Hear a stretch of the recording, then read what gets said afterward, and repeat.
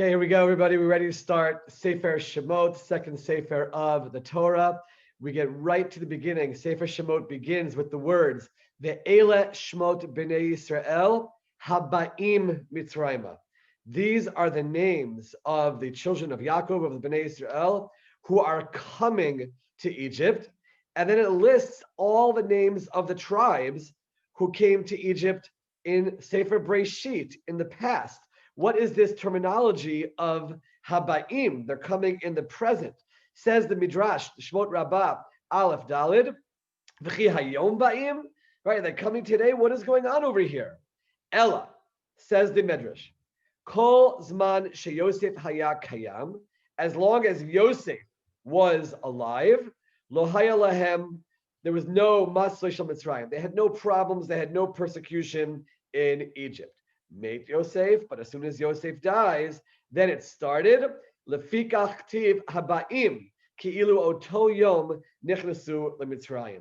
It says in the present because once Yosef dies, the Egyptians viewed the Jews as if they were just coming to Egypt now at this point in time.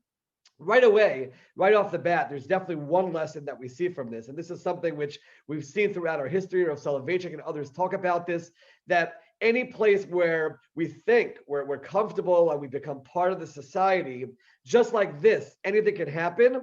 And the host country can start to view us as if we are people who just came now. We're newcomers, we're immigrants. We don't really belong here. That's part of the classic anti-Semitism that we've experienced, is that we're always capable of being viewed as ba'im, as we're coming to Mitzrayim. But one message is very clear from this opening pasuk, and that is the story of our going to Egypt and our slavery and our persecution and our exile in Egypt is not limited to the story of what happened historically in Egypt, but this is the recurring story of the Jewish people. We are constantly coming to Mitzrayim. All of the exiles that we experience are mirror images of what happened as we left Mitzrayim. And that's why this terminology of Ba'im is used in the present, because it's not a story from the past, but we, in every single moment in history, can view ourselves as if we're in the process of going to Mitzrayim, and therefore, we must look to see what helped the Jews survive that experience to teach us what we need to experience whatever galut we're experiencing in the current time.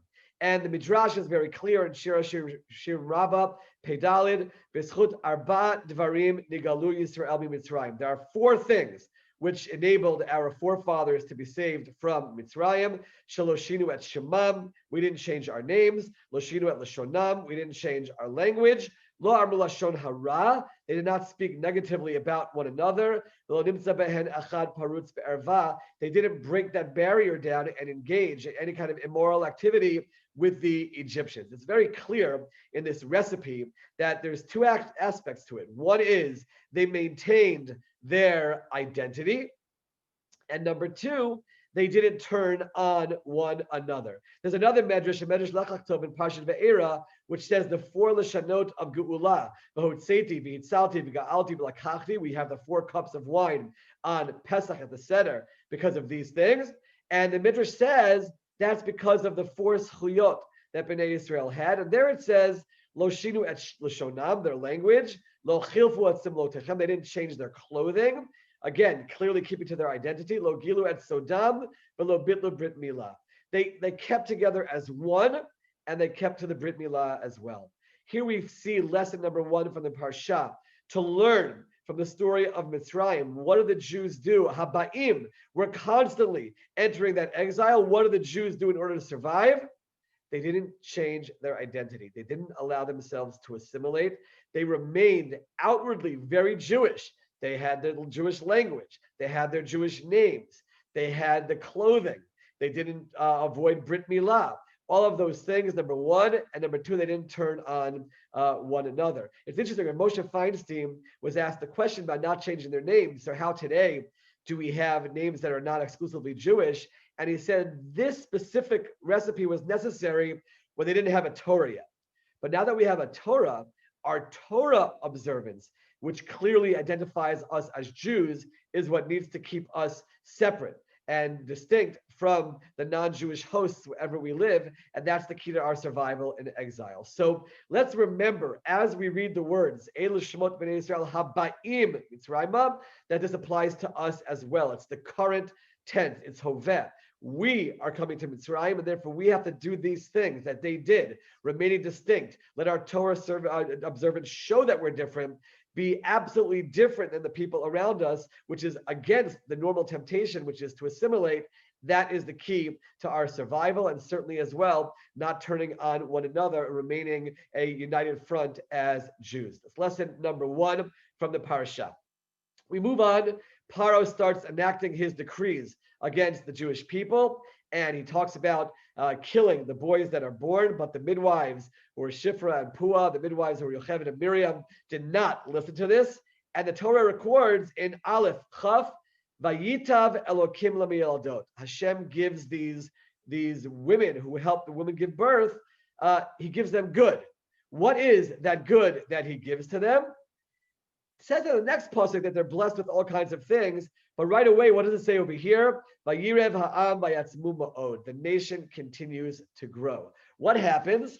They do the right thing by not killing the Jewish children. They listen to Hashem and not to Paro. And what is their reward? That it worked.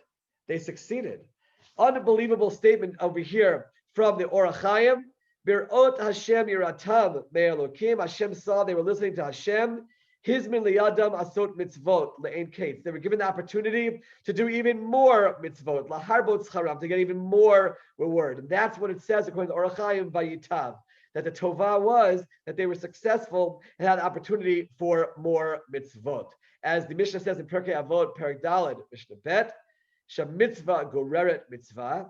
When you do one mitzvah, more mitzvot come from that. Sheschar mitzvah mitzvah. What's the schar of mitzvot? We think about, whoa, schar in olam haba. Hashem will give us all kinds of blessings. No.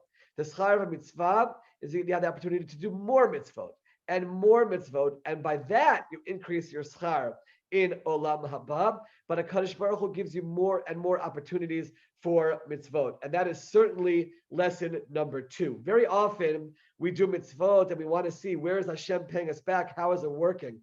Just doing the mitzvah and then having the opportunity for more mitzvot and more opportunities open, that is the schar. Mitzvah goreret mitzvah, the opportunity to get even more schar, to get even closer to HaKadosh Baruch Hu. That in and of itself is the greatest schar that there could be. So that is lesson number 2 about when we do mitzvot, you know what the reward is?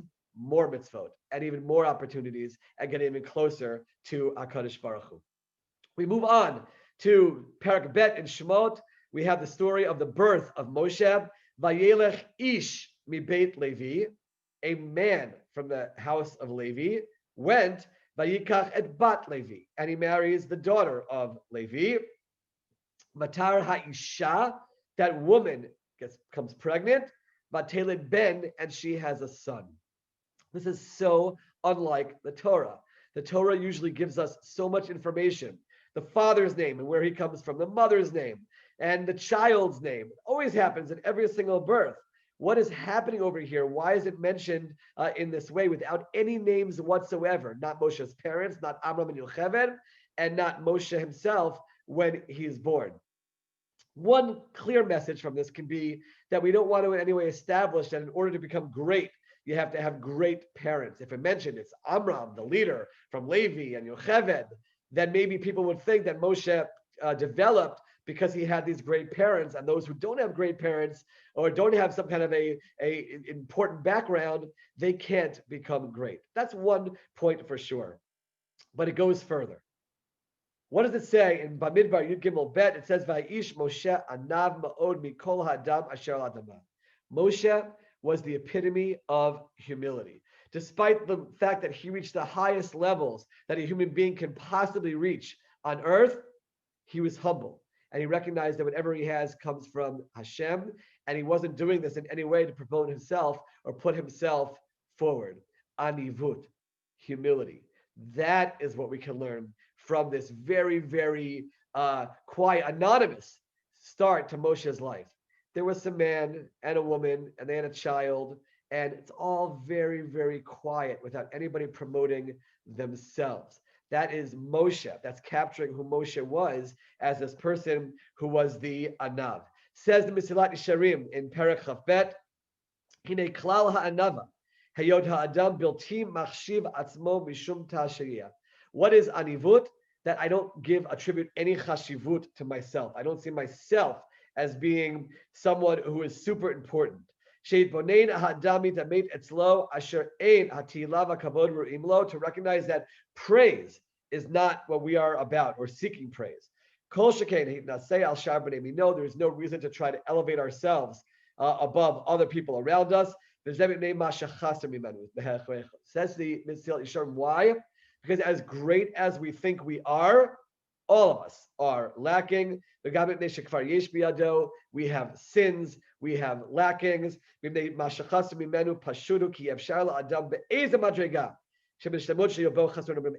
has chesronot, everybody sins, and therefore there is no reason to look at ourselves as being super great. On the one hand, of course, a person has to have strong self-esteem, self-awareness, identity, and recognize that we are special people who are accomplishing special things.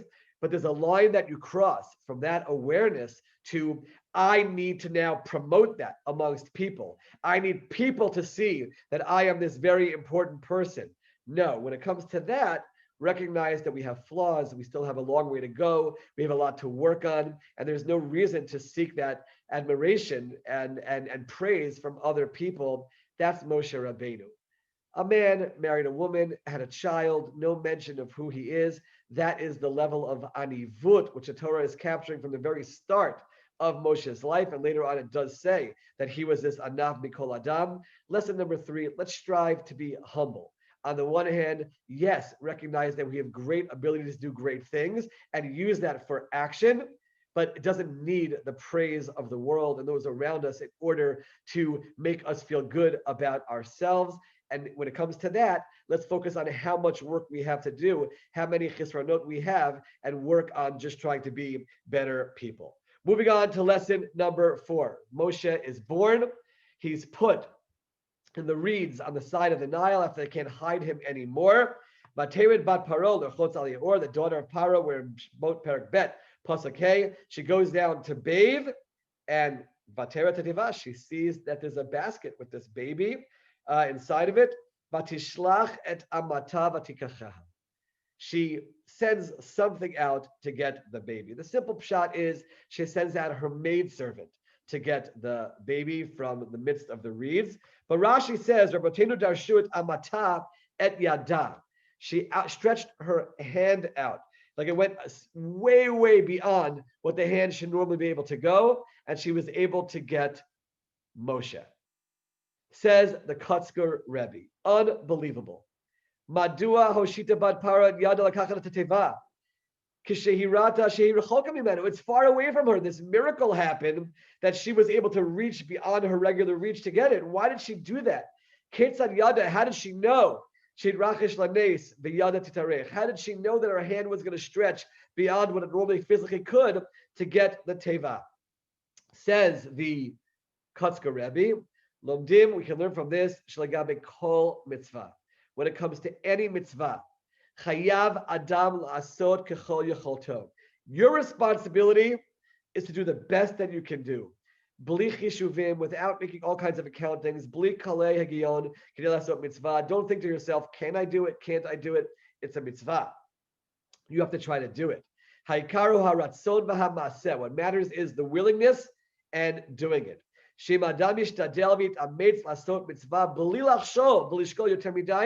you strive to do a mitzvah without thinking about it too much, it was a shavelo, olo, can I do it, can I not, is it worth it or not? Hanes yavo me'elav. The miracle is going to come. An amazing, amazing lesson that we learned from Bat Paro and what happened over here.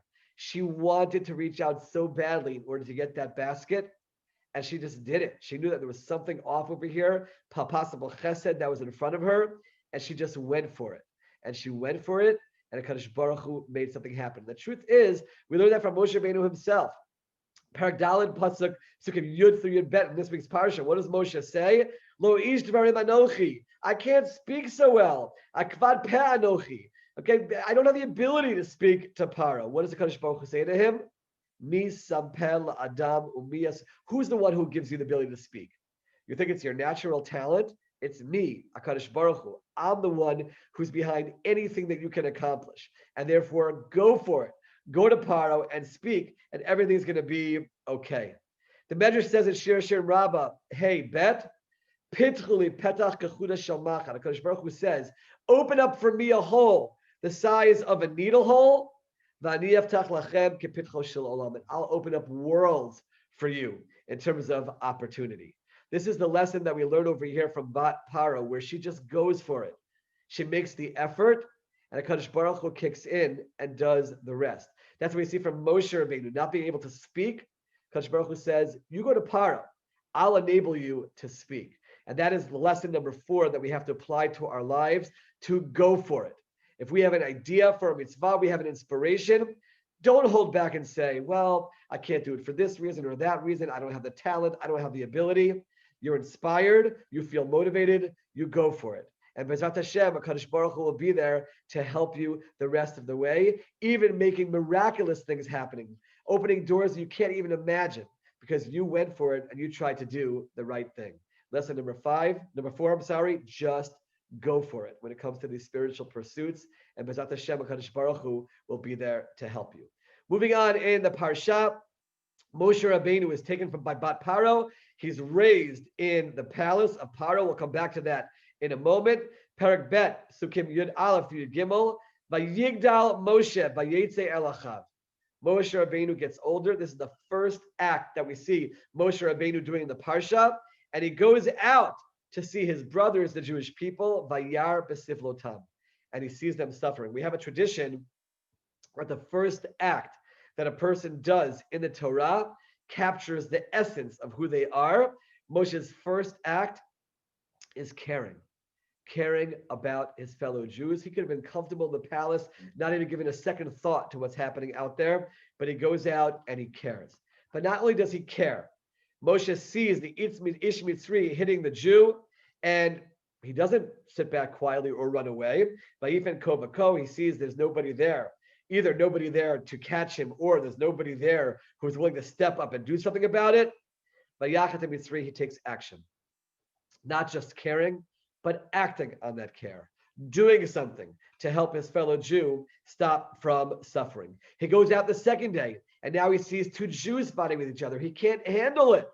Not ignoring it, not who cares what's happening out there between fellow Jews. I care so much about the unity of my people. How is this happening? And again, he steps in and tries to do something about it. We've already seen 3 incredible qualities of Moshe Rabbeinu. Number 1, just caring in general. Number 2, doing something about the care of his fellow Jew being hurt by an external enemy. Now he sees the Jews with each other, and he can't handle it. He has to do something about it and get involved. Unbelievable qualities of Moshe Rabbeinu. Goes further though. Moshe Rabbeinu, Shemot Bet, Tet Zayin to Yud Zayin. He goes to the well of Midian. He runs away. He sees these Midianite women who are struggling and suffering from these men. He steps in and he does something about it. Not related to his family at all. These are strangers from another culture. Moshe Rabbeinu sees someone who is in need. He goes right in to help at great risk again, and he gets involved. This is who Moshe Rabbeinu is. And then the final step, what happens with Moshe Rabbeinu, we see very clearly. Moshe Rabbeinu, it says, identifies that he was a shepherd in Midian. And what does it say? Kishahaya Moshe Rabbeinu ro'et sono shel Yitro b'midbar. The Medrash says, what happened? One of the goats ran off.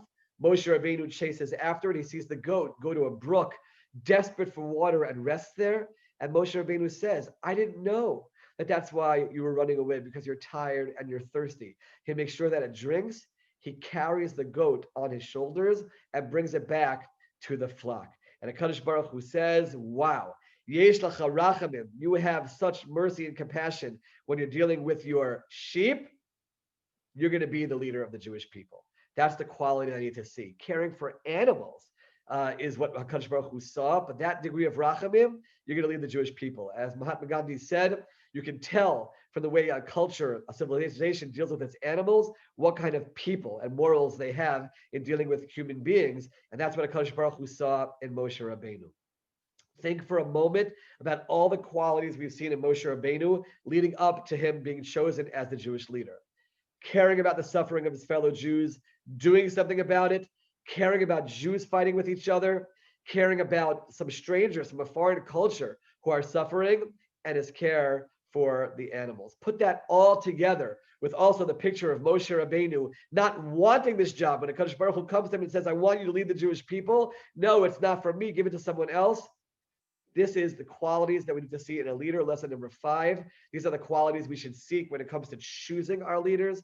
People have legitimate, sincere care and concern for others, and that's why they're getting involved. People who are not seeking the position, but doing it by force because someone needs to do this and lead the people in the proper way. And also ourselves, when we take up leadership positions, whether it's within a shul, a school, a community, to make sure that we're doing it for the right reasons, not for the prominence. We talked about Moshe's humility before, but because we need to care and we need to step up and do things. And let's be people who are always on the lookout for those who are suffering, whether it's our fellow Jews, other people in mankind, animals as well. This is the trait that Moshe Rabbeinu has taught us. That's what we should seek for in our leaders, and that's who we should be ourselves. Moving on to lesson number 6.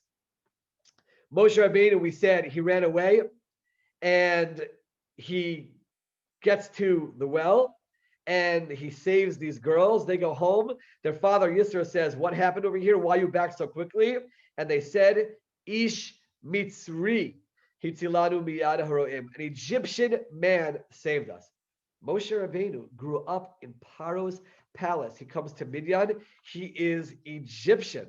That is who he is. That's what they see externally. And we have to ask ourselves, this is the person who's chosen to save the Jewish people? A person, can you imagine the impurity that Moshe Rabbeinu had surrounding him throughout his entire upbringing in the palace of Paro? Couldn't we find a young person who was sitting in yeshiva and studying Torah all day to be the leader of the Jewish people? Moshe, this Ish Mitzri, what is that all about? Says the Maharal, yes, specifically Moshe Rabbeinu, specifically the person who grew up surrounded by impurity. In Gvurat Hashem, Perek Chet, says Moshe Rabbeinu grew up in the palace of Paro. Kilule oto he'eder sheyesh benimtza lo tuchal Torah acheret amikemet achar kach. You have to first have the void of holiness. You have to have that lack of purity first, and from that, a new entity can come. Moshe Rabbeinu is going to bring a whole new entity of Kedusha into the world with the Torah. He first had to be a person who was involved in all of that tumah. The Maharal says this is the way it works in the world, and then the greatest Kedusha can come. By the way, the Maharal says, and that's what's going to happen in the end of time as well.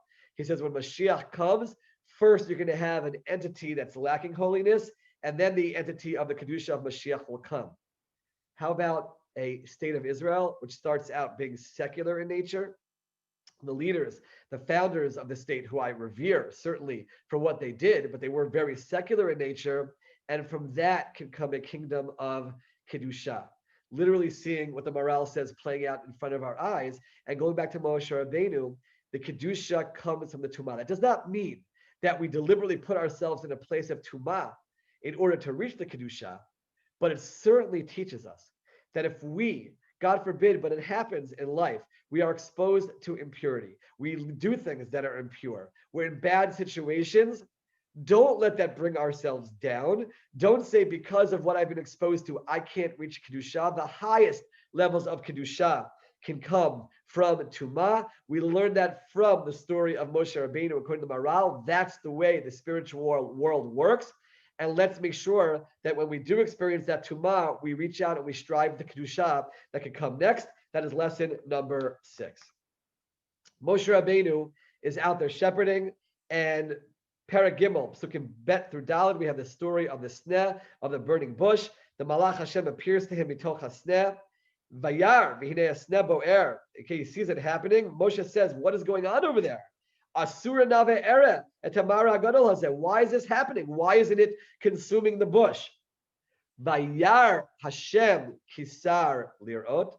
Hashem sees that Moshe turned to look, and then he calls out to him, Moshe, Moshe. The Kotzker Rebbe says that there were many burning bushes for many different possible leaders of the Jewish people. Vayar Hashem kisar lirot. Hashem saw that Moshe turned to see it. He says, okay, I'm choosing Moshe.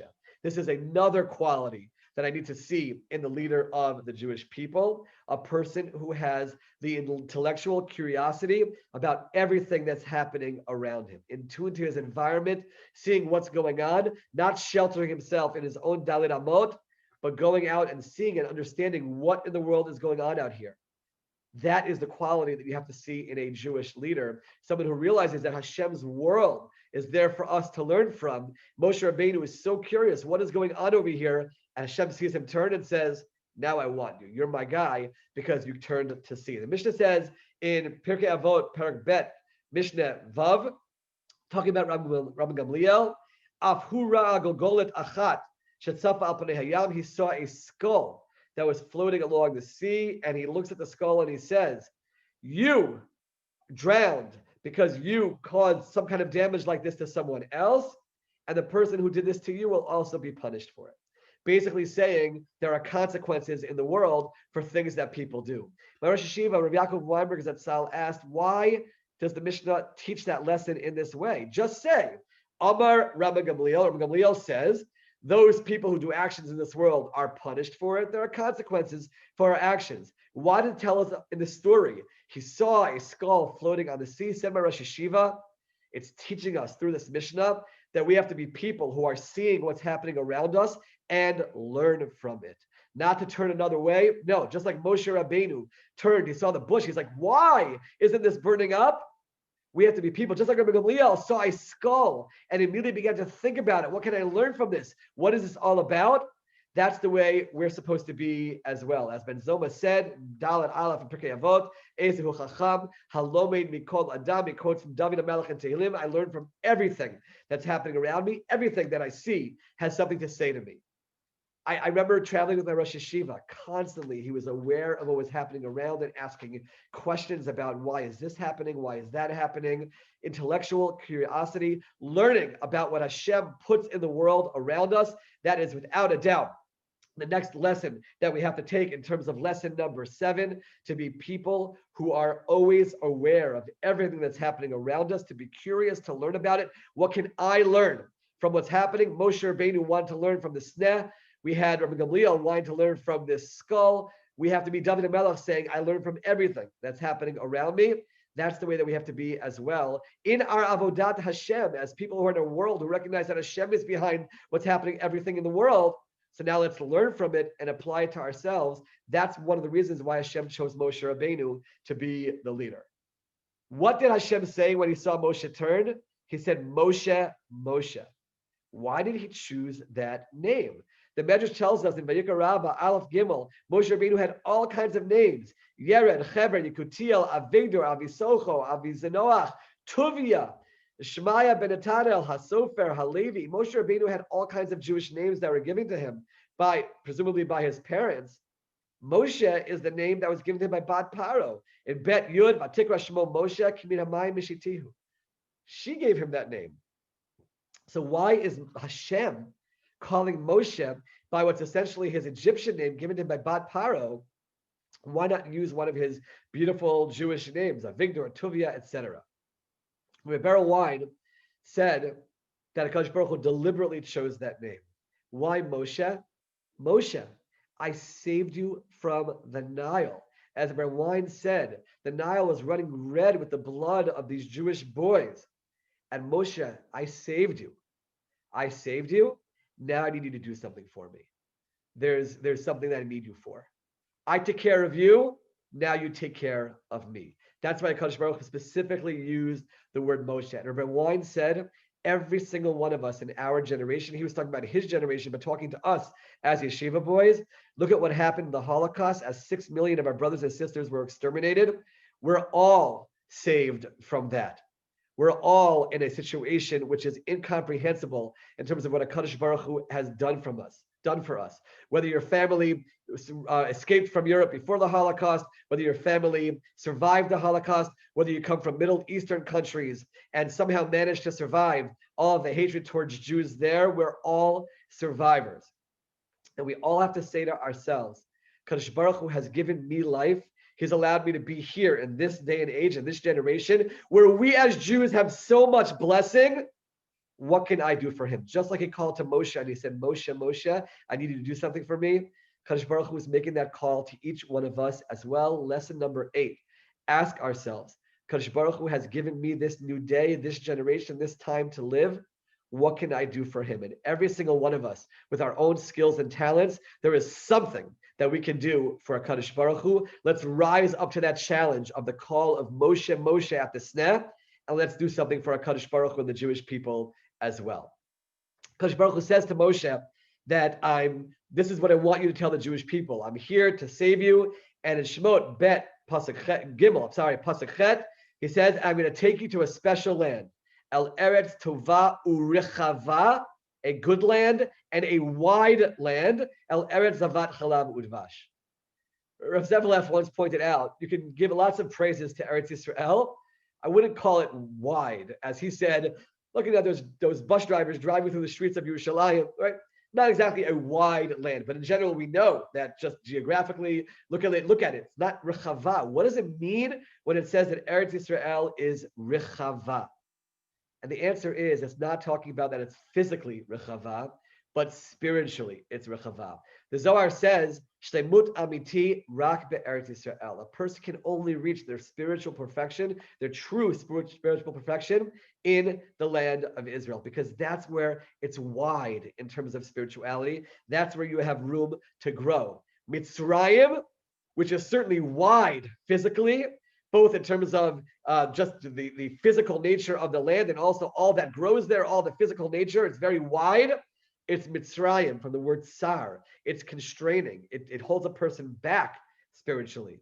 Eretz Yisrael is Rechava. The Maral says in Derech Chaim, Hey Tet, Malat ha'avot davka mitzad ha'aretz. Our avot reached their great levels because of Eretz Yisrael. If they were not in Eretz Yisrael, he says, Lo higio ha'avot el kedusha ha'elyona. They could not have reached these high levels. We talk very often about the positives of Eretz Yisrael, Jews having their own homeland. We can defend ourselves and protect ourselves, live in a Jewish culture.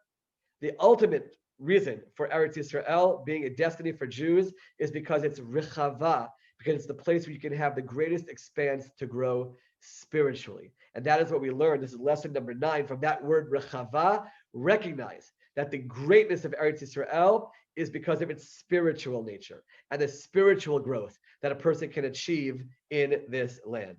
Finally, lesson number 10 from the Parsha. It's something which we've talked about in the past as well. Shemot Perek Hey, Psukim Vav through Tet. Paro sees that the Jews are asking to leave, and Paro says, this is not acceptable. We're going to have to make the Jews work even harder. Don't give them their straw. Demand the same amount from them. We cannot have, because he says, why are they nirpimim? They're loose. They're slacking off. That's why they're asking to leave. Mesilat Yesharim uses this in Perek Bet as the example for why we cannot allow ourselves to be caught up in the busyness of life, and we must make sure that we have time for ourselves and for our spirituality. He says, to make us work, make us busy all the time, and especially in today's world with the digital age, we're constantly connected and busy and never having time for ourselves. And he says, because of that, we don't have time to grow spiritually. We don't have time for cheshbon hanefesh. And he says, Harezu me'ein eitzat paro. That's what Paro wanted to do to the Jewish people. Give them no time to think, and they'll never think about leaving the land. And we have to realize that we are experiencing that today. We live in a world which is so busy, and we're constantly involved in doing things for Parnasa, for other things, and we don't give any time to ourselves. We have to fight against Atzat Para. We have to fight against that and make sure that every single day we have quiet time for ourselves. Yes, being selfish, but it's the greatest act that we can do for spirituality, to make sure that we have time to think, make time to make cheshbon hanefesh think about what we're doing in our lives. Where are we heading? What can we do better? Because otherwise, it's the Yetzer Hara keeping us busy and not allowing us to grow spiritually. That is lesson number 10. So many very, very important lessons that we learned from this parsha. Let's go over them quickly. Lesson number 1, Habaim Mitzrayim. We are entering exile today. The same story of Mitzrayim applies throughout our history. Let's learn from how the Jews were saved from that experience. First and foremost, remaining distinct as Jews, not letting ourselves assimilate, and also certainly caring about one another. Let's also remember that no matter where we are in the world, it could switch like this, and we can be viewed as people who are coming now to that land and strangers, and that's where the hatred and the persecution begins. Lesson number 2, the mialdot were rewarded by getting more opportunity for reward. Schar mitzvah mitzvah. Don't look for these incredible blessings to come from Hashem when we're doing mitzvot, but definitely look for the opportunity to have more mitzvot and earn more schar that will be there for olam haba. Lesson number 3, that no name is when Moshe Rabbeinu was born, not his parents, not himself. The humility. Moshe Rabbeinu is not looking to put his name out there. He's just serving Hashem with great humility. Let's be that way as well. Certainly have high self-esteem. Certainly understand that we have greatness inside of us that can accomplish great things. But we don't need to be applauded by other people. We don't need to show ourselves as great to the world. Just understand who we are internally and recognize we have flaws. We have to improve. We should focus on those flaws and what we have to improve instead of being out there and touting ourselves to the world. Bat Paro and her amazing ability to stretch out her hand, going beyond what her hand can normally reach. The Kotzker Rebbe is saying, when it comes to mitzvot, this is the way that we have to be. Go for it. Don't make all kinds of cheshbonot and say, maybe, maybe not. No, go for it. Do it. Kadosh Baruch Hu will bring you miracles. Open up a little opening for Hashem, and he'll open up unbelievable opportunities. When it comes to spirituality, Moshe Rabbeinu couldn't speak, and yet Hashem says, I'll be with you in front of Paro. Go for it. That is lesson number 4. Lesson number 5, about leaders. Who should our leaders be? Who should we be as leaders? And what kind of people should we be? Caring, as Moshe Rabbeinu was, about other people suffering, doing something about it, caring about a lack of unity amongst the Jewish people and trying to do something about it, caring about suffering around the world and trying to do something about it, caring about animals and trying to do something about it. Those are the qualities we see in Moshe Rabbeinu, and also not wanting the leadership position, but just doing it because it's necessary. Let's apply those lessons to ourselves as well. Lesson number 6, Moshe Rabbeinu is the leader because he grew up in impurity. He can reach the highest levels of Kedusha. When we experience impurity in our lives, don't be brought down by it. But lesson number 6, let's recognize that we can use that and reach the highest levels of Kedusha. Lesson number 7, the burning bush was burning for everyone, but Moshe Rabbeinu turned to see it. Let's have the intellectual curiosity to realize we are in a world where HaKadosh Baruch Hu is constantly putting lessons all around us, and let's make sure that we learn from those lessons. Lesson number 8, HaKadosh Baruch Hu calls to Moshe Rabbeinu. I saved you, Moshe, Miyamaya Mishitihu. Now do something for me. Let's all look at ourselves as those who have been saved. Kadosh Baruch Hu has given us opportunity for life, and let's do something with it for him and for the Jewish people. Lesson number 9, Eretz Yisrael is a land of Rechavah. It's wide spiritually. This Eretz Yisrael, this land is the place where you can reach the highest levels of spirituality. And finally, lesson number 10, fight against the Eitzah of Paro, who did not give the Jewish people time to think. Do not be caught up in the busyness of life and not have time for yourself, and do real reflection on your own life and where you're headed and make the corrections that are needed to be made. That is the way we can survive spiritually and thrive spiritually and defeat the Yetzer Hara. Let's learn from either some or all these lessons in Parshat Shemot. Wishing everyone a Shabbat Shalom.